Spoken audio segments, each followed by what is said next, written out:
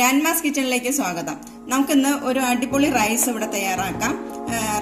റൈസും എൻ്റെ കൂടെ നമുക്ക് കോഫ്ത ബോൾസ്, ബീഫ് വെച്ചിട്ട് ഒരു കോഫ്ത ബോൾസും തയ്യാറാക്കാം. വേവിച്ച ബീഫ് വെച്ചിട്ടാണ് ഞാനിവിടെ കോഫ്ത ബോൾസ് തയ്യാറാക്കുന്നത്.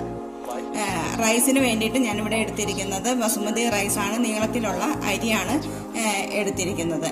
ഈ ബീഫിന് ഉപ്പ് സാധാരണ നമ്മൾ വേവിക്കുന്ന പോലെ തന്നെ ഉപ്പ്, മഞ്ഞൾപ്പൊടി, മുളക് പൊടി, കുരുമുളക് പൊടി ഇട്ട് വേവിച്ചെടുത്തിരിക്കുന്ന ബീഫാണിത്. സാധാരണ കോഫ്ത ബോൾസ് ഒക്കെ തയ്യാറാക്കുമ്പോൾ വേവിക്കാത്ത മീറ്റ് വെച്ചിട്ടാണ് തയ്യാറാക്കുന്നത്. നമുക്കിന്നിവിടെ വേവിച്ച മീറ്റ് വെച്ച് ഒന്ന് ഉണ്ടാക്കി നോക്കാം. അരി ഞാനിവിടെ തിളപ്പിച്ച് കോരി എടുക്കുകയാണ് ചെയ്യണത്. അതിന് വേണ്ടിയിട്ട് ഇവിടെ വെള്ളം അടുപ്പത്ത് വെച്ചിട്ടുണ്ട്. വെള്ളം ചൂടായി വരുന്നുണ്ട്. ഞാൻ ഈ അരി ഒന്ന് കഴുകി കൊണ്ടുവരാം.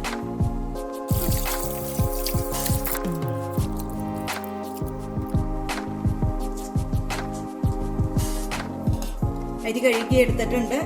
വെള്ളം ഇവിടെ തിളയ്ക്കാൻ തുടങ്ങിയിട്ടുണ്ട്. നമുക്കിത് വെള്ളത്തിലേക്ക് ഇടാം.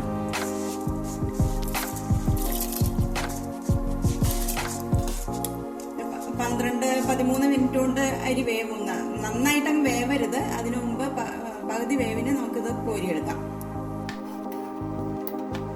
ഇതിലേക്ക് കുറച്ച് നെയ്യ് ഒഴിച്ചു കൊടുക്കാം. കുറച്ച് നെയ്യ് മതിയാവും. പെരിഞ്ജീരകമാണ്, 1 ടീസ്പൂൺ പെരിഞ്ജീരകം ഉണ്ട്. ഇത് ഇട്ട് കൊടുത്തേക്കാം. ഇത് 2 ഏലക്കായും ചെറിയൊരു കഷ്ണം പട്ട, പിന്നെ ഗ്രാമ്പു 2 എണ്ണം അങ്ങനെ ചതച്ച് വെച്ചാണ്. അപ്പം ഇതിൻ്റെ ഒരു പകുതി എല്ലാത്തിൽ നിന്നും കുറച്ചായിട്ട് ഇട്ട് കൊടുക്കാം. 1 ഏലക്കായ, ഒരു പട്ടയുടെ ഒരു 2 ചെറിയ കഷ്ണങ്ങളും 1 ഗ്രാമ്പും കൂടെ ഇതിലേക്ക് ഇട്ട് കൊടുക്കാം. ഇനി ഉപ്പ് ആവശ്യത്തിനുള്ളതും ഇട്ട് കൊടുത്തേക്കാം. ചോറിന് ആവശ്യത്തിനുള്ള ഉപ്പ് ഇട്ട് കൊടുത്തേക്കാം. എല്ലാം കൂടെ ഒന്ന് നന്നായിട്ട് ഇളക്കി മൂടി വെച്ച് വേവിക്കാം. അരി വേവണ സമയം കൊണ്ട് നമുക്ക് ഈ ബീഫിനെ ഒന്ന് റെഡിയാക്കി എടുക്കാം. ബീഫിനെ ഒന്ന് മിക്സിയിലിട്ടൊന്ന് പൊടിച്ചെടുക്കണം നന്നായിട്ട്. ഇതിൻ്റെ കൂടെ കുറച്ച് സവാള ഇട്ട് കൊടുക്കാം.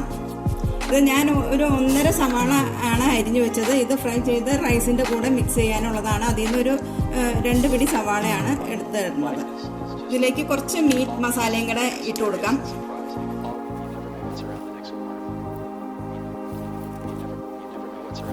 ഒരല്പം ഉപ്പും കൂടെ ഇട്ട് കൊടുക്കുകയാണ്. ഉപ്പ് ഇട്ട് വേവിച്ചേക്കണ ബീഫാണ്. എന്നാലും ഈ സവാള ഇതൊക്കെ വരുമ്പോൾ ഉപ്പ് ചിലപ്പോൾ ഇത്തിരി കുറയാൻ സാധ്യതയുണ്ട്. അതുകൊണ്ട് ഒരു നുള്ളുപ്പ് കൂടെ അതിൻ്റെ കൂടെ ചേർക്കുകയാണ്. ഇതിനെ ഒന്ന് അരച്ചു കൊണ്ടുവരാം. ബീഫ് അരച്ചെടുത്തിട്ടുണ്ട്. നമുക്കിതിനെ ഒരു പാത്രത്തിലേക്ക് മാറ്റാം.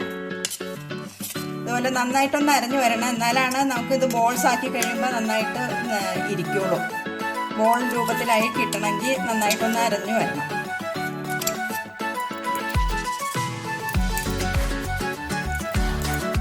ഇതിലേക്ക് 1 ടീസ്പൂൺ വെളുത്തുള്ളി ചതച്ചത്, 1 ടീസ്പൂൺ ഇഞ്ചി ചതച്ചത്, പിന്നെ 1 മുട്ട. ഇത് പൊട്ടിച്ചൊഴിക്കാം.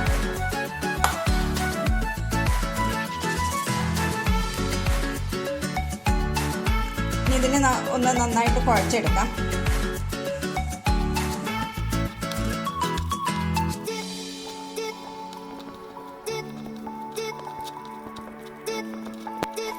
മുട്ടയും ബീഫും ഒക്കെ നന്നായിട്ടൊന്ന് മിക്സ് ചെയ്ത് എടുക്കണം. നന്നായിട്ട് കുഴഞ്ഞു വന്നിട്ടുണ്ട് എല്ലാം കൂടെ.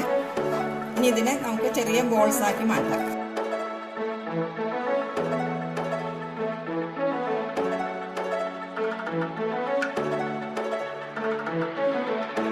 ചെറിയ നെല്ലിക്ക വലുപ്പത്തിലുള്ള ബോൾസുകൾ ആക്കി എടുത്താൽ മതി.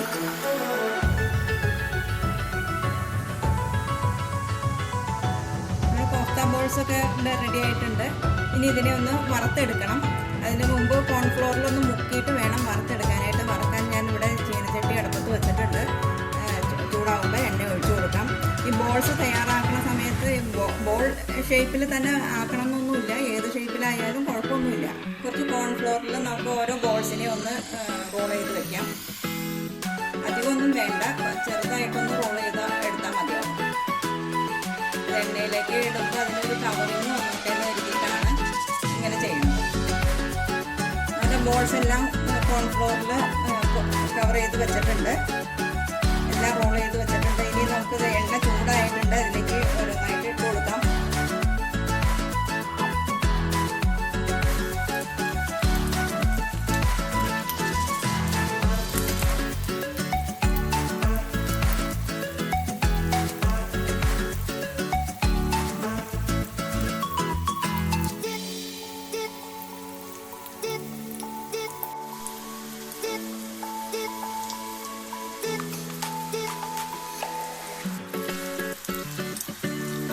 ബോൾസ് ഇടയ്ക്ക് ഒന്ന് മറിച്ചിട്ട് കൊടുക്കണം.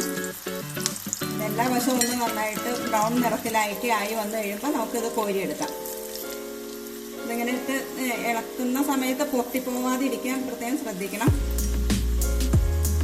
നമ്മുടെ ബോൾസൊക്കെ ബ്രൗൺ നിറത്തിലേക്ക് ആയി വന്നിട്ടുണ്ട്. ഇതെല്ലാം വെന്തിരിക്കുന്ന സാധനങ്ങളാണല്ലോ, അതുകൊണ്ട് ഒത്തിരി അങ്ങോട്ട് ബ്രൗൺ ആക്കി എടുത്തില്ല എന്ന് കരുതി കുഴപ്പമൊന്നുമില്ല. ഇത് ഞാൻ കോരിയെടുക്കുകയാണ്.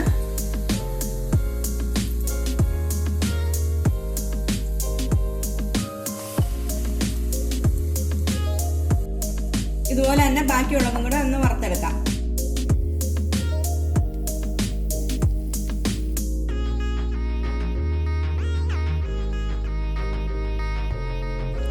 സവാള ഇതിലേക്കിട്ട് വറുത്തെടുക്കാം. ഈ എണ്ണയിൽ തന്നെ ഇട്ട് വറുത്തെടുക്കാം.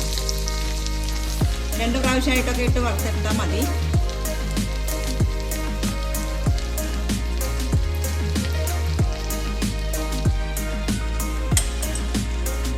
ബീഫ് വറുത്ത എണ്ണ ആയതുകൊണ്ടാണ് ഇതിങ്ങനെ പതഞ്ഞു വരുന്നത്, അല്ലെങ്കിൽ പതഞ്ഞു വരില്ല കേട്ടോ.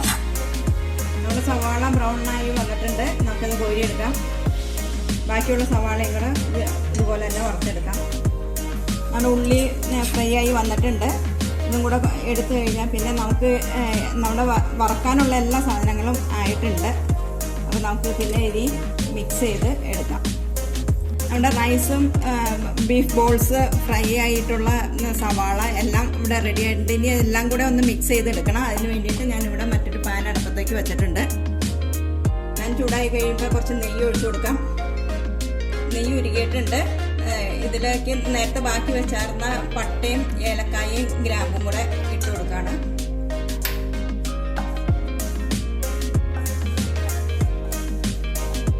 കുറച്ച് കാഷ്യൂ ഇട്ട് കൊടുക്കുകയാണ്.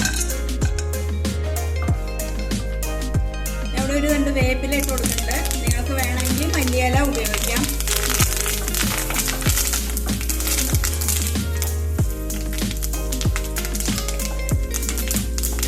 കാഷ്യൂക്കൊന്ന് ബ്രൗൺ നിറത്തിലാക്കി ആയി വരുന്നുണ്ട്. കുറച്ചുകൂടെ ഒന്ന് ബ്രൗൺ ആയിക്കോട്ടെ. അത് കഴിഞ്ഞിട്ട് നമുക്ക് റൈസ് ഇട്ട് മിക്സ് ചെയ്യാം.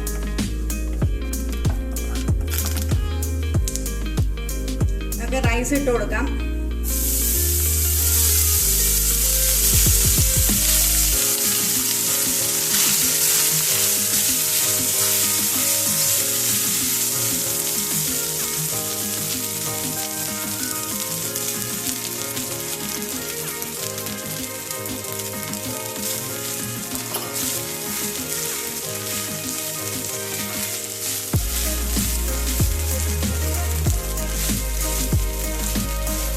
കോഫ്ത ബോൾസും കൂടെ ഇതിൻ്റെ കൂടെ അങ്ങോട്ട് ഇട്ടേക്കാം.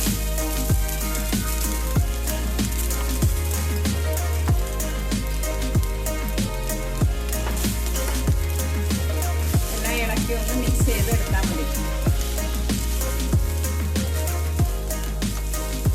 വളരെ പെട്ടെന്ന് തന്നെ നമുക്കിത് തയ്യാറാക്കാം. ബീഫ് വെച്ച് കോഫ്ത ബോൾസ് വറുത്തെടുക്കാനുള്ള ഒരു സമയമാണ് ഇതിന് വേണ്ടി വരുന്നത്.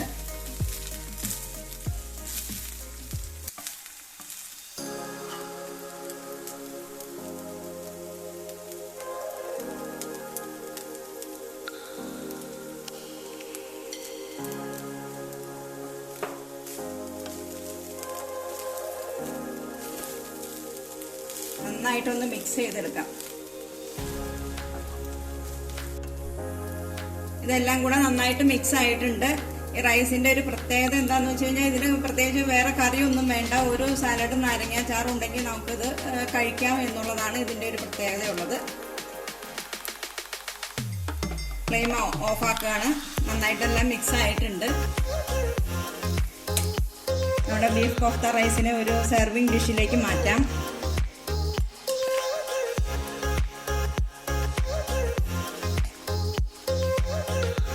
ബീഫ് കോഫ്ത റൈസ് നിങ്ങൾക്ക് ഇഷ്ടപ്പെട്ടെങ്കിൽ ലൈക്ക് ചെയ്ത് ഷെയർ ചെയ്യുക. മറ്റൊരു വീഡിയോയുമായിട്ട് നമുക്ക് വീണ്ടും കാണാം.